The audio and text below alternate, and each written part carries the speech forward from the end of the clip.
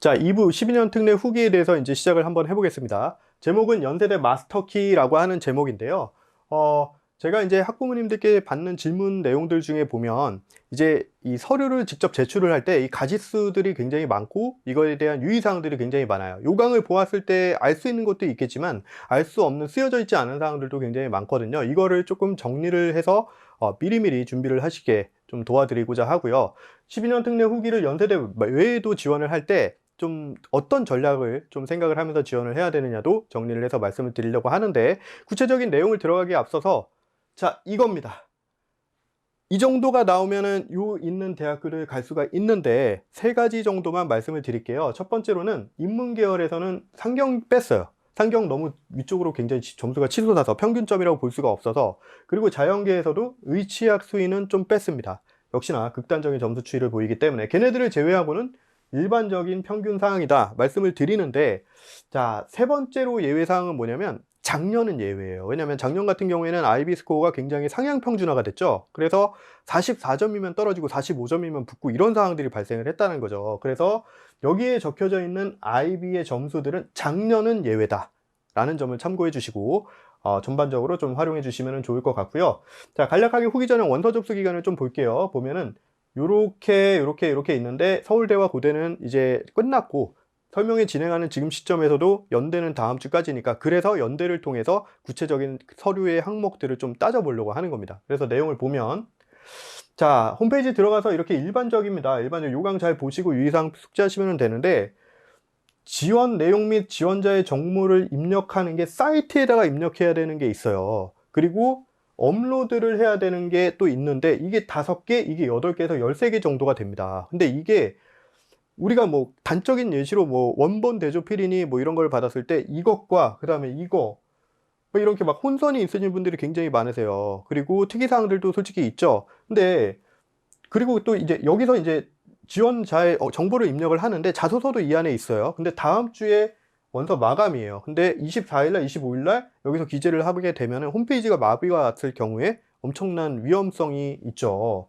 그래서 이런 점들을 좀 미리미리 준비하십사 좀 가이드를 좀 드리고자 하는데요. 구체적인 내용을 들어가 보면, 자, 먼저 사이트에 입력해야 되는 사항 5가지입니다. 5가지인데 이러한 것들을 이용을 하는데, 이제 유의사항을 말씀을 드릴게요. 수학 시기간 기록표 이걸 할 때 겹치는 기간 모두, 얘도 겹치는 기간 모두 기재를 해야 된다는 거예요. 해외에서 전학을 가다 보면 조금 이렇게 성적이 잘 나오는 해외 학교가 있고, 전학 오기 전에는 성적이 안 좋았다고 해서 그 전학 잘 나온 성적의 학교들만 기재하고 그러시면 안 된다는 거예요. 다 기재를 해야 되는데, 준비를 하는 거에 있어서도 구체적인 날짜를 기재를 하려면 학적사항이나 수강 기록표를 좀 봐야 되겠죠. 그러면은 전에 있던 학교의 기록까지 모두 갖고 있어야 되는데 상황에 따라서는 미처 챙겨오지 못하셨다거나 그런 상황이 발생을 할 수가 있으니까 꼭 미리 챙기십사, 거기에서 안내를 드리고요. 자기소개서입니다. 연세대학교 같은 경우에는 크게 두 분류죠. 신촌 본교와 송도 글로벌 캠퍼스예요. 근데 여기에서 송도에 있는 URC, 유디니, 하스니, 뭐 ISD니 이런 걸 쓸 때에는 영어로 수업을 하는 학부잖아요. 그랬을 때 영문으로 자소서를 기록을 합니다. 근데 한국에 이제 뭐 신촌에서 있는 본교에서 있는 뭐 어떤 경영학과나 이런 걸 했을 때 한국어로 수업을 하잖아요. 그랬을 때에는 영어와 한글 둘 중에 어떤 것도 괜찮은데 기본적으로 한글로 작성을 하는 게 훨씬 더 유리하다 말씀을 드리고요. 이유는 12년 특례 학생들이 연대를 쓸 정도가 되면 굉장히 학업적으로 우수한 학생들일 거예요. 그리고 영어가 더 훨씬 더 편한 학생들이 많을 거죠. 근데 이 친구들에 대한 한국 대학교의 기본적인 염려는 한국어로 수업 설명을 하게 됐을 때 잘 알아듣지 못하면 어떨까?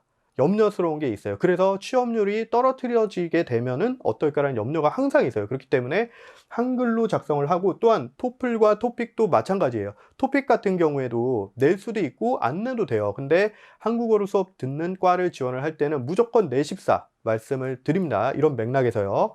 자, 그러면은 이제 사이트 상에다가 업로드를 해야 되는 것들이 어떤 게 있는지를 좀 지켜보도록 할게요. 그래서 보면 첫 번째로 이렇게 5가지 사항들이 있는데, 기본적으로 이렇게 쉽게 얘기해서 이런 거예요. 학교에 있는 사실들, 학교에서 있었던 내용들은 원본 대조필을 받아야만 하고, 그 외의 사항들은 아이디와 패스워드를 적어서 제출을 한다라는 맥락으로 시작을 하세요. 아시겠죠?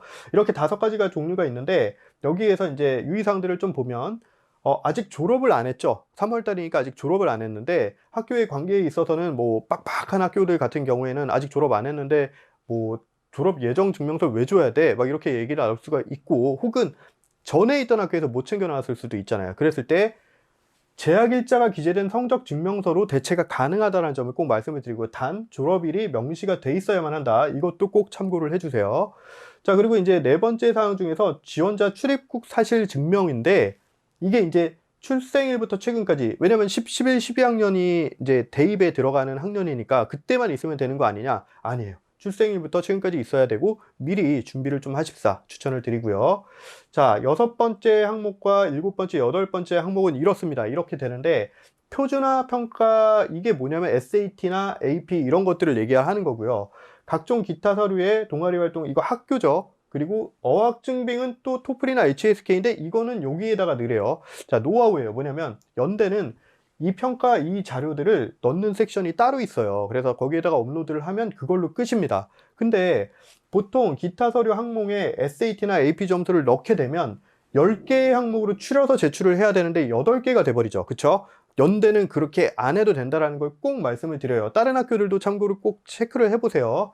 여기다가 넣으면 그걸로 끝이에요. 안 그래도 20개 정도 되는 거를 10개로 줄여야 되는데 SAT나 AP가 포함되게 되면 그 가지수가 줄어들기 때문에 손해죠. 불리하죠. 그래서 이러한 내용들만 이 10개의 항목에 넣어서 목록표를 일단은 작성을 하고, 그 목록의 10개의 항목들도 같이 해서 여기에다가 넣는 겁니다. 그걸 좀 참고를 해주세요. 그리고 이때 얘네들은 원본 대조필이 필요하겠죠. 학교에서니까. 근데 토플은 원본 대조필이 아니라 지금 보시면은 아이디와 패스워드를 적어서 내야 된다는 걸 꼭 말씀을 드려요.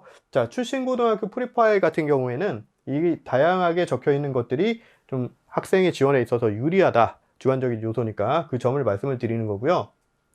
자, 이번에는 서류의 제출 항목들 말고 연세대학교 지원 자체를 할 때 노하우에 대해서 좀 말씀을 드려볼게요. 어떤 게 있냐면, 첫 번째로는 일반 모집 단위와 글로벌 인재대학 재외국민 전형에 동시 지원 가능하다. 이게 무슨 말이냐면, 보통 이제 후기 전형에서 6개의 지원을 만약에 한다고 하면 서울대 하나, 연대 하나, 고려대 하나 이렇게 지원을 하게 되죠. 근데 연세대 같은 경우에는 글로벌 인재가 따로 하나 있고 신점 본교에 한 과를 넣어서 이렇게 2개를 지원을 할 수가 있다라는 점이에요. UIC에서 UD 넣고 글로벌 인재해서 2개를 지원을 할 수가 있다라는 얘기입니다. 이 점을 꼭 참고를 해주시고요. 자, 22학년도 3월 신입학 전기 최종 합격자는 후기 재외국민 전형에 지원이 불가하다. 자, 이거는 학번으로 간략하게 설명을 해드릴게요. 자, 지금 3월 달에 지원을 한 다음에 학기가 시작하면 9월이죠. 2022년도 9월이죠. 근데 졸업하고 난 다음에 7월 달에 전기를 쓰게 되면은 23년도 전형이 되게 되는 거예요. 어때요? 학년 학번이 다르게 되죠. 상관이 없다라는 겁니다. 다른 학년 학번을 쓰기 때문에 서로 상관이 없다라는 거예요. 근데 예를 들어서 올해 7월 달에 이제 전기 전형을 썼을 때 23년도 전형인 건데, 내년 3월 달에 후기 전형을 또 쓰면은 그것도 23년도 전형이 되게 되죠. 이렇게는 안 된다라는 거예요. 예, 이렇게 안 된다는 거예요. 학번 이걸로 생각을 해주시면 될 것 같고요. 그 다음에 세 번째는 뭐냐면, 12년 특례 학생들 중에도 보면 미국 국적을 갖고 있는 학생들이 굉장히 많죠. 근데 외국인 전형을 쓰게 됐을 때는 그걸 지원을 해도 상관이 없는데, 12년 특례를 지원하게 됐을 때는 반드시 대한민국 국적으로 지원을 해야 된다라는 점입니다. 제반 서류사항이 필요하시면 미리 준비를 하십사 말씀을 드리는 거고요. 자, 네 번째로는 토플 토픽, 아까 전에 말씀을 드렸죠.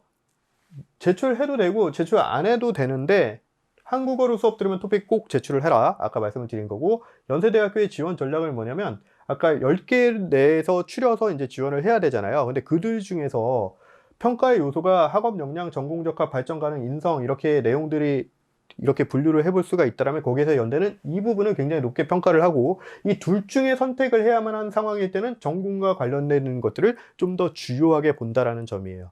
자, 이게 왜 색깔 표시를 해놨냐면, 고대 같은 경우에는 이게 반대예요. 그래서 이 점을 좀 참고하십사 말씀을 드리고요.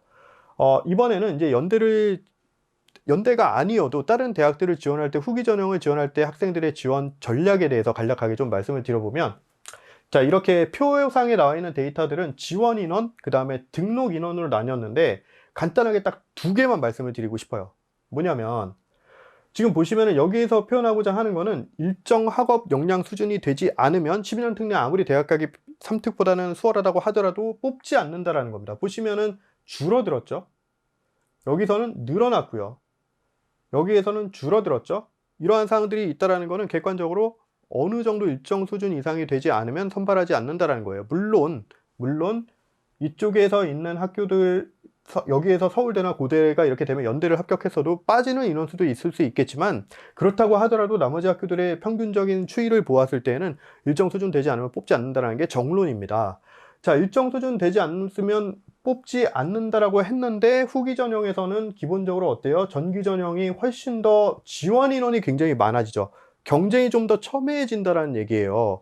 자, 이 두 개를 내용을 통해서 뭘 말씀을 드리고 싶은 거냐면, 서연고를 다 경영학과를 써버렸어요. 근데 이게 다 떨어졌어요. 그러면은 안 그래도 7월 달에 전략 지원을 해야 되는데 인원수가 더 많아져서 경쟁이 첨예해지는데 내 데이터가 없는 거예요.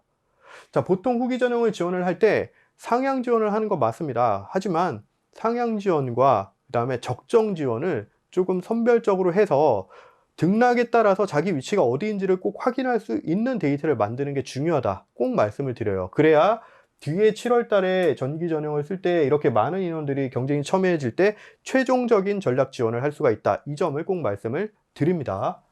자, 11년 특례후기 요약을 좀 해볼게요. 첫 번째로 연세대학교 데드라인 다음 주 금요일까지죠. 사이트에 기재를 해야 되는 사항이 5개나 있어요.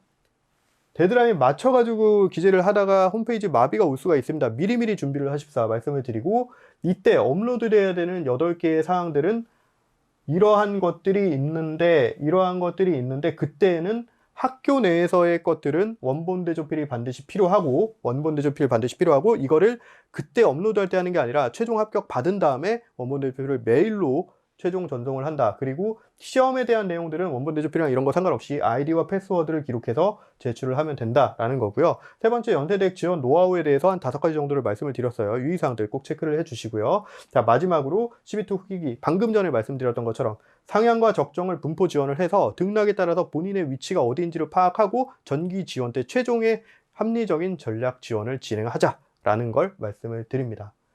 자, 11년 특례 이제 조금 한참 진행되고 있는 시점이고 4월달, 5월달에도 계속적으로 있는데 이러한 가이드들이 좀 도움이 되셨으면 좋겠고요. 저는 3부 설명회에서 다시 한번 찾아뵙겠습니다. 시청해주신 학부모님들 감사합니다.